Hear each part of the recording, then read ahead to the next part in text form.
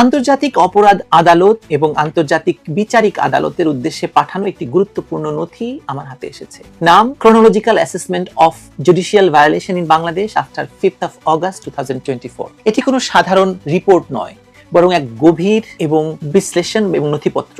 প্রত্যেকটা পুলিশ হত্যার পিছনে জড়িত এই সমন্বয়, এই সমন্বয়দেরকে এই কাজগুলো করার জন্য ফুল মাস্টার মাইন্ড হিসেবে কাজ করছে ডক্টর ইউনূস। এই দেশের ভিতরে হাসিনার চেয়ে বড় খুনি ডক্টর ইউনূস। ডক্টর ইউনূসের মাস্টার মাইন্ডে থেকেই এই বাংলাদেশের জনগণকে হত্যা করা হয়েছে। দেশের আগামী দিনের যে রাজনৈতিক পরিস্থিতি সেটা কেমন হবে? সেটা কি খুব শান্তিপূর্ণ হবে?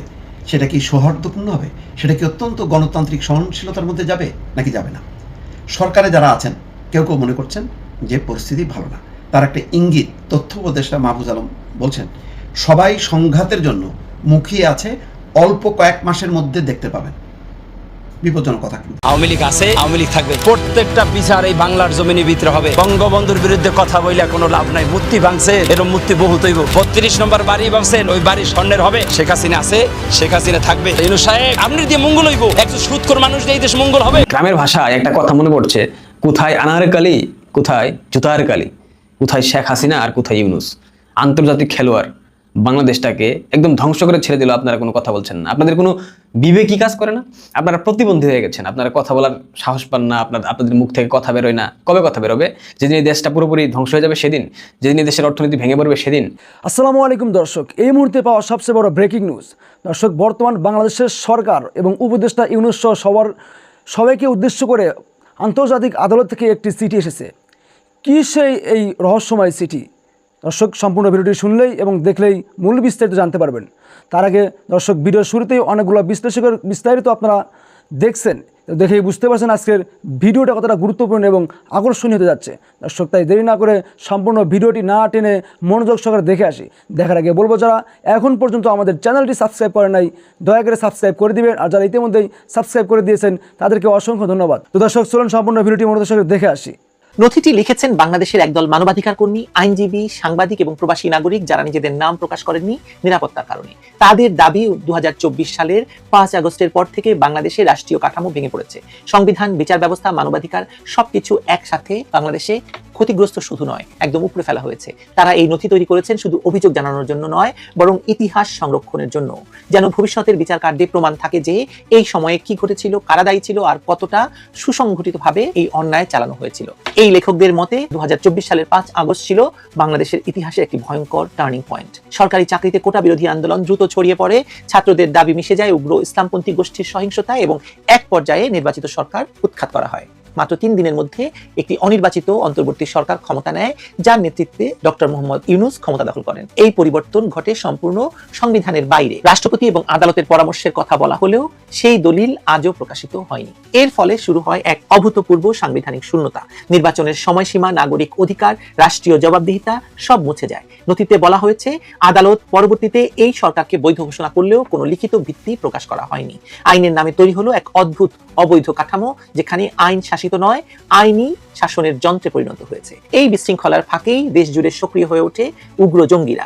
একাধিক কারাগারে হামলা হয়, জঙ্গিরা পালিয়ে যায় এবং জামিনে মুক্ত হয়। পুলিশের অস্ত্র লুট হয়, বহু কর্মকর্তা নিহত হন, কিন্তু প্রকৃত মৃতের সংখ্যা সরকার প্রকাশ করেনি। সবচেয়ে ভয়াবহ ছিল স্বরাষ্ট্র মন্ত্রণালয়ের নির্দেশ, জুলাই আগস্টের সহিংসতায় জড়িতদের কাউকে গ্রেফতার বা বিচার করা যাবে না। কার্যত এটি ছিল দায় মুক্তির ঘোষণা। নথি অনুযায়ী এরপর বিচার ব্যবস্থাকে পুরোপুরি পুনর্গঠন করা হয়। অনুগত বিচারকরা পদোন্নতি পান, ভিন্ন মতাবলম্বীরা তাদেরকে সরিয়ে দেওয়া হয়। আন্তর্জাতিক অপরাধ ট্রাইব্যুনালকে গঠিত করা হয় নতুন করে, যেখানে অভিজ্ঞ বিচারকদের বাদ দিয়ে রাজনৈতিকভাবে সুবিধাজনক ব্যক্তিদেরকে বসানো হয়। কেউ কেউ এমনকি যুদ্ধাপরাধের আসামিদের পক্ষে একসময় কাজ করেছেন এবং আসামিদের আইনজীবী হিসেবে কাজ করেছেন, তেমন একজনকে নিয়োগ করা হয় প্রধান কৌশলী হিসেবে। বিচার ব্যবস্থার এই রদবদলকে বলা হয়েছে ইনস্টিটিউশনাল ক্যাপচার, অর্থাৎ প্রতিষ্ঠানকে দখল করে নেওয়া। এরপর শুরু হয় রাজনৈতিক প্রতিশোধের পর্ব। হিউম্যান রাইটস ওয়াচের তথ্য উদ্ধৃতি করে নথিতে বলা হয়েছে অন্তর্বর্তী সরকার ক্ষমতায় আসার পর থেকে 92,000-এর বেশি মানুষকে বিভিন্ন মামলায় অভিযুক্ত করা হয়, যাদের বেশিরভাগই আওয়ামী লীগ সমর্থক এবং সাবেক সরকারি কর্মকর্তা।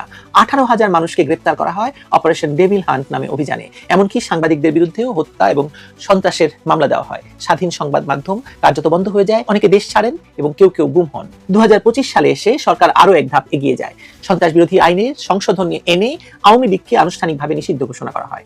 দলটির সভা, প্রকাশনা এবং অনলাইন কার্যক্রম নিষিদ্ধ হয়। গোপালগঞ্জে নিরস্ত্র মানুষের উপর গুলি চালিয়ে 5 জনকে হত্যা করা হয়। তারপর সেই ঘটনায় আইন শৃঙ্খলা অভিযান বলে ঘোষণা দেওয়া হয়। পরিবারগুলোকে বলা হয় লাশ দ্রুত দাফন করতে কোনো ময়নাতদন্ত হয় না। একই সময়ে সংখ্যালঘু সম্প্রদায়ের উপর হামলা ভয়ঙ্কর রূপ নেয়। রংপুর ও চট্টগ্রাম হিল ট্যাক্সের বহু গ্রাম জ্বলে যায়, মন্দির ভাঙচুর হয়, পরিবারগুলো বাস্তুচ্যুত হয়, রাষ্ট্র নীরব থাকে। সাংবাদিকরা যখন এসব নিয়ে লিখতে চেয়েছেন তাদের বিরুদ্ধে মামলা হয়েছে বা আটক করা হয়েছে। নথিতে বলা হয়েছে 2025 সালের প্রথম 9 মাসে 3 শতাধিক সাংবাদিক নির্যাতনের শিকার হন, 2 জন নিহত হন, শতাধিকের বেশি মামলার আসামি হন। এই নথি শুধু অভিযোগের তালিকা নয়, একটি আইনি বিশ্লেষণও। লেখকরা ব্যাখ্যা করেছেন এইসব কর্মকাণ্ড আন্তর্জাতিক আইনের দৃষ্টিতে ক্রাইমস এগেইনস্ট হিউম্যানিটি অর্থাৎ মানবতা বিরোধী অপরাধের আওতায় পড়ে। রোম সংবিধি এবং জাতিসংঘের সনদ অনুযায়ী কোনো সরকার যদি নাগরিকের বিরুদ্ধে সংগঠিতভাবে হত্যা, গুম, নির্যাতন এবং নিপীড়ন চালায় তাহলে সেটি আন্তর্জাতিক আদালতের বিচারাধীন হয়ে পড়ে। বাংলাদেশের বর্তমান বাস্তবতা নথির ভাষায় সেই সীমা অতিক্রম করেছে। লেখকরা যুক্তি দিয়েছেন বাংলাদেশ এখন আন্তর্জাতিক দায়ে বাধ্য, কারণ দেশটি রোম সংবিধির সদস্য রাষ্ট্র এবং জাতিসংঘ সনদেরও স্বাক্ষরকারী। কিন্তু অন্তর্বর্তী সরকারের কর্মকাণ্ড, বিচার বহির্ভূত হত্যা, গণগ্রেপ্তার, সংবাদ মাধ্যম দমন, বিচার ব্যবস্থার উপর রাজনৈতিক নিয়ন্ত্রণ সবই এই প্রতিশ্রুতির পরিপন্থী, এসব সনদের পরিপন্থী। 3টি প্রস্তাব রাখা হয়েছে এই নথির শেষে। প্রথমত, আন্তর্জাতিক অপরাধ আদালত যেন বাংলাদেশের পরিস্থিতির উপর প্রাথমিক তদন্ত শুরু করে। দ্বিতীয়ত, আন্তর্জাতিক বিচারিক আদালত যেন পরামর্শমূলক রায় দেয় এবং বাংলাদেশের সংবিধান এবং মানবাধিকার রক্ষার দায়িত্ব পালনে ব্যর্থতার বিষয়টি মূল্যায়ন করে। তৃতীয়ত, জাতিসংঘ ও তার অংশীদার রাষ্ট্রগুলো যেন একটি স্বাধীন অনুসন্ধান কমিটি গঠন করে যাতে ভবিষ্যতের বিচার প্রক্রিয়ার জন্য প্রমাণ সংরক্ষণ হয়। লেখকরা তাদের নাম প্রকাশ করেননি, কেবল লিখেছেন একজন উদ্বিগ্ন বাংলাদেশী নাগরিক। কিন্তু এই নীরব স্বাক্ষরই অনেক কিছু বলে দেয়। তারা জানেন তাদের কথা বলার পরিণতি ভয়াবহ হতে পারে, তবু তারা বলেছেন কারণ নীরব থাকলে অপরাধের দায় ভাগ আপনারও হয়ে যায়। এখন প্রশ্ন একটাই, এই নথি দিয়ে তারা কি অর্জন করতে চায়? এর উত্তর খুব স্পষ্ট। তারা আন্তর্জাতিক মহলের চোখে বাংলাদেশের বাস্তবতা তুলে ধরেছেন, যেন বিশ্ব জানে রাষ্ট্রের নামের আড়ালে কিভাবে নাগরিক অধিকার ধ্বংস করা হচ্ছে। তারা চান ভবিষ্যতের কোনো আদালত, কোনো কমিশন বা কোনো ইতিহাসবিদ যখন এই সময়টার বিচার করবে তখন প্রমাণ থাকবে যে কিভাবে, কি ভয়ঙ্কর ভাবে বাংলাদেশকে দমন করা হয়েছে এবং আসলে তার বিরুদ্ধে মানুষ জেগেছিল, কেউ নীরব ছিল না। নথির ভাষা খুব ঠান্ডা, শীতল, কিন্তু এর ভেতর জ্বলছে রাগ, ব্যথা আর দায়বোধ। এটি এক ধরনের নৈতিক দলিল যা বলছে আইন যখন অন্যায়ের হাতিয়ার হয়ে যায় তখন আন্তর্জাতিক আইন হয়ে ওঠে শেষ আশ্রয়। এই নথির উপসংহারে স্পষ্টভাবে বলা হয়েছে বাংলাদেশ এক এমন অবস্থানে দাঁড়িয়ে আছে যেখানে হয় ন্যায় বিচার হারিয়ে যাবে, না হলে ন্যায় বিচারের পুনর্জন্ম হবে। এই নথি তারই এক চেষ্টা বিশ্বকে মনে করিয়ে দেওয়া যে কোনো অপরাধী চিরকাল ধামাচাপা দিয়ে রাখা যায় না। তার মানে যারা এই অপরাধ করছেন তারা আসলে পালাবেন কোথায়? যারা সংবিধান ভেঙে নিজেদের অপরিহার্য ভাবছেন, যারা আইনকে অস্ত্রে পরিণত করেছেন, যারা নিরাপদ মানুষকে গুলি করেছেন, সাংবাদিকদের গুম করছেন, সংখ্যালঘুদের ঘর জ্বালাচ্ছেন, তারা কি সত্যি নিরাপদ থাকতে পারবে ভবিষ্যতে? ইতিহাসের আদালত ধীর কিন্তু নিশ্চিত, একদিন না একদিন সে দরজা খুলবেই। তখন দেখা যাবে ক্ষমতার পর্দা টানলেও অপরাধের ছায়া লুকানো যায় না। ন্যায় বিচার হয়তো সময় নেয়, কিন্তু শেষ পর্যন্ত সে যখন এসে পড়ে তখন তা নীরবে হয় না, সরবে হয়, নির্ভুল হয় এবং অনিবার্য পরিণতি হয়। দেশের আগামী দিনের যে রাজনৈতিক পরিস্থিতি সেটা কেমন হবে? সেটা কি খুব শান্তিপূর্ণ হবে? সেটা কি সৌহার্দ্যপূর্ণ হবে? সেটা কি অত্যন্ত গণতান্ত্রিক সহনশীলতার মধ্যে যাবে নাকি যাবে না? সরকারে যারা আছেন কেউ কেউ মনে করছেন যে পরিস্থিতি ভালো না। তার একটা ইঙ্গিত তথ্য উপদেষ্টা মাহফুজ আলম বলছেন সবাই সংঘাতের জন্য মুখিয়ে আছে, অল্প কয়েক মাসের মধ্যে দেখতে পাবেন। বিপজ্জনক কথা, কিন্তু খেয়াল করেন, সবাই সংঘাতের জন্য মুখিয়ে আছে, অল্প কয়েক মাসের মধ্যে দেখতে পাবেন। আমরা তো মনে করছি বর্তমানে যেটা চলতেছে এই মব, বিভিন্ন ভাঙচুর, মাজার ভাঙচুর, এটা সেটা করার মধ্য দিয়ে মানুষের নিরাপত্তা এমনিতেই নেই। এটার মধ্যে অনেকটা রাজনৈতিক, অনেকটা সামাজিক আছে, কিন্তু যে সংঘাতের কথা বলছেন মাহফুজ আলম সেটা কিন্তু রাজনৈতিক সংঘাতের কথা বলছে। মাহফুজ আলম বলছেন যে সবাই সংঘাতের জন্য মুখিয়ে আছে, আপনারা অবশ্যই এটা অল্প কয়েক মাসের মধ্যে দেখতে পাবেন। আমি আশঙ্কা করছি যদি এটার সঙ্গে ধর্মীয় যে দৃষ্টিকোণ এটা যদি যুক্ত হয় তাহলে বাংলাদেশের পরিস্থিতি আরও খারাপ হয়। সম্ভবত মাজার দিয়ে ধ্বংস করা, বেশ শতাধিক মাজারে ইতিমধ্যে আক্রমণ হয়েছে। এই আক্রমণের পিছনে বড় রাজনৈতিক দলগুলো যুক্ত আছে, ধর্মীয় রাজনৈতিক দলগুলো যুক্ত আছে। কয়েকদিন আগে দেখছেন না নুরুল পাগলাকে কীভাবে কবর থেকে তুলে নিয়ে তাকে তার মরদেহটা পোড়ানো হলো। এটাও কিন্তু একটা ইঙ্গিত বহ। সম্ভবত মাহফুজ আলম, আমি যেটা গেস করি, যে একটা ধর্মীয় উগ্রবাদ যে মাথা চাড়া দেবে তার একটা শঙ্কা করছেন। এই শঙ্কাটার মধ্যে আবার আওয়ামী লীগ বলয়ের যারা আছে তাদের শঙ্কার মিল আছে, ভারতও সেই শঙ্কাটা করে। তাহলে কি সত্যি দেশটা সেদিকে যাচ্ছে, নাকি একটা গণতান্ত্রিক সহনশীল পরিবেশ আসবে যেখানে যুক্তিতর্ক হবে, মতবিরোধ হবে, পাল্টাপাল্টি রাজনৈতিক অবস্থান হবে, কিন্তু তার মধ্যেও একটা সহনশীলতা, তার মধ্যে একটা সমঝোতা, সেরকম গণতান্ত্রিক রাজনীতি আমরা কি দেখবো কিনা। মাহফুজ আলমের বক্তব্যে কিন্তু সেটা পাওয়া যাচ্ছে না। বিএমএ ভবনে মাজার সংস্কৃতি, সহিংসতার সংকট ও ভবিষ্যৎ সম্ভাবনার শীর্ষক এই কথা বলছেন। সংলাপ আয়োজন করে সুফি সম্প্রদায়ের নিয়ে গবেষণা প্রতিষ্ঠান প্ল্যাটফর্ম মাকাম। সংলাপে প্রধান অতিথি ছিলেন মাহফুজ আলম, এবং এই আয়োজনটাও কিন্তু খুব উল্লেখযোগ্য, এটা ইঙ্গিতপূর্ণ। মাহফুজ আলম বলেন, আওয়ামী লীগ দরবারগুলোর সঙ্গে সংযোগ তৈরি করার চেষ্টা করছে বলে তিনি শুনতে পেয়েছেন।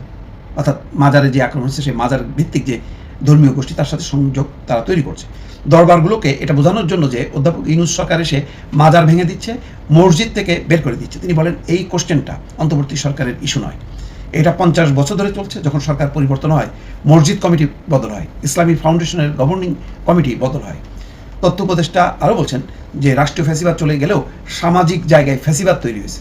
দেশে ইসলামের যতগুলো ধারা আছে, সব কটি ধারার মধ্যে সংলাপ এবং সংযোগের সুযোগ তৈরি না হলে রাষ্ট্র খুবই শঙ্কার মধ্য দিয়ে এগোবে। দেখছেন না যে তৌহিদি জনতার নাম করে যেই ব্যানার নিয়ে শুরু হয়ে যায়, এই কালচারাল প্রোগ্রাম করতে দেবো না, এই মাজারে লোক যেতে দেবো না, বা মাজার উচ্ছেদ করবো, ধ্বংস করবো, এই প্রবণতাগুলিকে বলছেন যে এটা হচ্ছে একটা সামাজিক সন্ত্রাসবাদের একটা উত্থান, যেটার সাথে একটা রাজনৈতিক যোগসূত্র আছে।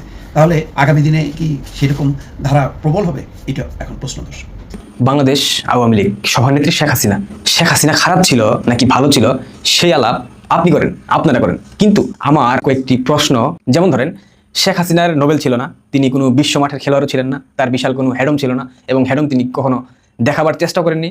তিনি একজন মহিলা হওয়া সত্ত্বেও পদ্মা সেতুর ঋণ বন্ধ করার পর পদ্মা সেতু করেছেন। এটা তো পুরো বিশ্ববাসী দেখেছে। এমনকি সেই বিশ্বব্যাংক পরে নিজে এসে ঋণ দিয়ে গেছেন। IMF যখন পাকিস্তান এবং শ্রীলঙ্কাকে ঋণ দেয়নি, তখন বাংলাদেশকে কিন্তু ঠিকই দিয়েছে। কেন দিয়েছে সেই হিসেব আপনি করেন, আমি করব না। কারণ বর্তমান নোবেল জয়ী তথা বিশ্বমাঠের খেলোয়াড় থাকা সত্ত্বেও IMF বাংলাদেশকে ঋণ দেয়নি, মানা করে দিয়েছে। শেখ হাসিনা খুবই খারাপ, তিনি খুব খারাপ শাসক হওয়া সত্ত্বেও বাংলাদেশের নারীরা রাত বিরাতে অবাধে চলাফেরা করতে পেরেছে, মাঝরাতে নদীর পাড়ে গিয়ে সাহরি পার্টিও করেছে। এখন কেন পারে না?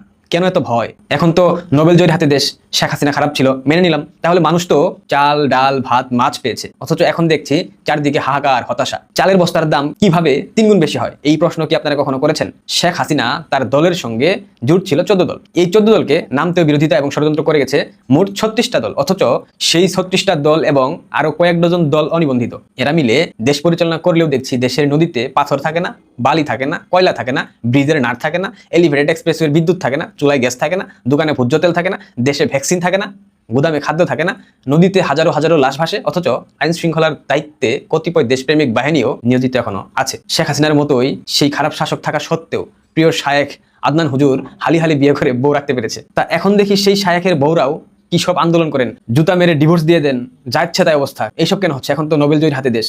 শেখ হাসিনার সময় হুজুররা লুকিয়ে রাখা বউয়ের কাছে তালিম নিতে গেলে সেটাকে ঘুম বলে প্রচার করা হইতো, এখন কেন হচ্ছে না? এখন কেন প্রিয় শায়েখদের বউ থাকতেছে না? লন্ডন, আমেরিকা আর প্যারিসে থাকা লোকজনদের চাওয়া বা না চাওয়া দিয়ে বাংলাদেশের ভবিষ্যৎ পরিমাপ করবেন না। লন্ডন, প্যারিস, আমেরিকায় বসা লোকেদের আয়ের চিন্তা করতে হয় না, তারা কোথায় যাবে, কোথায় থাকবে সে চিন্তাও তাদের নাই। কিন্তু বাংলাদেশের সার্বভৌমত্ব একবার নষ্ট হইলে, অর্থনৈতিক কাঠামো ভেঙে পড়ে গেলে এদেশের 18 কোটি মানুষের চিরস্থায়ী ক্ষতি হবে। বিচার বিবেচনা মগজ দিয়ে করেন। প্রাগৈতিহাসিক মোটা মাথা থেকে দলান্ধতা বাদ দিন, দিয়ে ভাবুন 1.5 বছর বাংলাদেশ কোথায় গিয়েছে, কোথায় থাকার কথা ছিল। শেখ হাসিনার বিকল্প তো খোঁজা হলো, তা এখন কোথায় সেই বিকল্প? সেই বিকল্প কি ডক্টর মোহাম্মদ ইউনূস? IMF ঋণ দিচ্ছে না, বিশ্বব্যাংক মুখ ফিরিয়ে নিয়েছে, বিশ্বের বিভিন্ন দেশ মুখ ফিরিয়ে নিয়েছে, যে অর্থনৈতিক সহায়তা করা হতো সেগুলো করা হচ্ছে না। এখন তো স্বৈরাচার ফ্যাসিস্ট শেখ হাসিনা বাংলাদেশে নাই, এখন তো সুদখোর মোহাম্মদ ইউনূস বাংলাদেশের ক্ষমতায়। তাহলে কেন এখনো বাংলাদেশ এরকম দুর্বিষহ সময়ের মধ্যে দিয়ে যাচ্ছে? গ্রামের ভাষায় একটা কথা মনে পড়ছে, কোথায় আনারকালি, কোথায় জুতার কালি, কোথায় শেখ হাসিনা আর কোথায় ইউনূস। আন্তর্জাতিক খেলোয়াড় বাংলাদেশটাকে একদম ধ্বংস করে ছেড়ে দিল, আপনারা কোনো কথা বলছেন না, আপনাদের কোনো বিবেকই কাজ করে না, আপনারা প্রতিবন্ধী হয়ে গেছেন, আপনারা কথা বলার সাহস পান না, আপনাদের মুখ থেকে কথা বেরোয় না। কবে কথা বেরোবে? যেদিন এই দেশটা পুরোপুরি ধ্বংস হয়ে যাবে সেদিন, যেদিন দেশের অর্থনীতি ভেঙে পড়বে সেদিন, যেদিন দেশের রাষ্ট্র ব্যবস্থা ভেঙে পড়বে সেদিন কথা বলবেন। সেদিন কথা বলে কি হবে? কি লাভ হবে কথা বলে? আপনাদের ভবিষ্যৎ, আপনাদের সন্তানদের ভবিষ্যৎ, পরবর্তী প্রজন্মের ভবিষ্যৎ একবার ভাববেন না? বাংলাদেশের মা মাটি মানুষ কি আপনাদের কাছে, আপনারা কি তাদের কাছে দায়বদ্ধ না? সেই দায়বদ্ধতার জায়গা থেকে তো অন্তত পক্ষে আপনাদের কথা বলা উচিত। শেখ হাসিনা খারাপ ভাই, আমি মেনে নিছি শেখ হাসিনা খারাপ, কিন্তু শেখ হাসিনার বিকল্প কে? এই ব্যাখ্যাটা আপনারা আমাকে দেন, কমেন্ট করে জানান যে শেখ হাসিনার বিকল্প কে? ইউনূস কি শেখ হাসিনার বিকল্প? যদি বিকল্প হয়ে থাকে সেটার ব্যাখ্যাটাও আপনারা দেন, কিভাবে ইউনূস শেখ হাসিনার বিকল্প? জানতে চাই, আমাদের তো জানার ইচ্ছা করে। আপনারা একটু জানান আমাদেরকে। শুধুমাত্র আওয়ামী লীগ ঠেকাতে গিয়ে দেশটাকে যে আপনারা ধ্বংস করে দিচ্ছেন, একবার ভাবছেন না। এদেশের স্বাধীনতাই যদি না থাকে, সার্বভৌমত্বই যদি না থাকে, আপনারা রাজনীতি কোথায় করবেন বলেন তো? এই যে দলাদলি, দলান্ধতা, এইটা করবেন সেটা করবেন। যদি দেশের সার্বভৌমত্ব নষ্ট হয়ে যায়, এদেশ যদি একটা ওয়ার জোনে পরিণত হয়ে যায়, ব্যাটল ফিল্ড হয়, সেই ক্ষেত্রে আপনারা রাজনীতি করতে পারবেন? কার জন্য রাজনীতি করেন আপনারা? দেশের জন্য, দেশের মানুষের জন্য, নাকি শুধুমাত্র নিজেদের বন্দোবস্ত করবার জন্য? কোনটা? এই মুহূর্তে আওয়ামী লীগ নিয়ে ভাবার কোনো সময় আছে বলে আমি মনে করি না। এই মুহূর্তে দেশ নিয়ে ভাবা উচিত। আওয়ামী লীগ ফিরবে কি ফিরবে না সেটা আওয়ামী লীগের ব্যাপার, কিন্তু দেশটাতে ধ্বংস করে ফেললেন, এই দায় কি আপনাদেরকে নিতে হবে না? ভবিষ্যতে যদি দেশ কখনো ঠিক হয়, আপনাদের কি মনে হয় আপনাদেরকে বাংলাদেশের মানুষ কি ছেড়ে দেবে? কখনোই না, টেনে ছিঁড়ে ফেলবে, স্রেফ ছিঁড়ে ফেলবে। রাশেদ খান গণ অধিকার পরিষদ বলেছে, আওয়ামী লীগের নেতাকর্মীরা নির্বাচনের স্বপ্ন দেখলে পিঠে ছালা বাঁধতে হবে। লুকাই রাশেদ, তোকে বলে রাখি, ছালা কে কখন কার পিঠে বাঁধতে হয় বা কে কখন কোন দিক থেকে ড্যাশ ড্যাশ খায় সেটা সময় বলে দেবে। দেশ ধ্বংস করে রাজনীতি করার ফল কতটা ভয়াবহ হয় এটা খুব জলদি তোমরা বুঝে যাবা। ভালো থাকবেন। বিচার বিবেচনা করার দায়িত্ব আপনাদের। আবারও বলতে হয়, কোথায় আনারকালি, কোথায় জুতার। তো দর্শক, আশা করি সম্পূর্ণ ভিডিওটি আপনার মনোযোগ সহকারে শুনেছেন এবং দেখেছেন এবং সবগুলো বিশ্লেষকের বিস্তারিত আপনার মনোযোগ সহকারে শুনলেন। তো দর্শক, আপনারা কি এর সাথে একমত? যদি একমত হয়ে থাকেন অবশ্যই আমাদের কমেন্ট বক্সে জানিয়ে দেবেন, আর যদি একমত না হয়ে থাকেন অবশ্যই সেটাও আমাদের কমেন্ট বক্সে জানিয়ে দেবেন। তো প্রিয় দর্শক, এরকম প্রতিনিয়ত আপডেট খবর পেতে আমাদের চ্যানেলটি সাবস্ক্রাইব করে রাখবেন, আর যারা সাবস্ক্রাইব করেছেন তাদেরকে অসংখ্য ধন্যবাদ।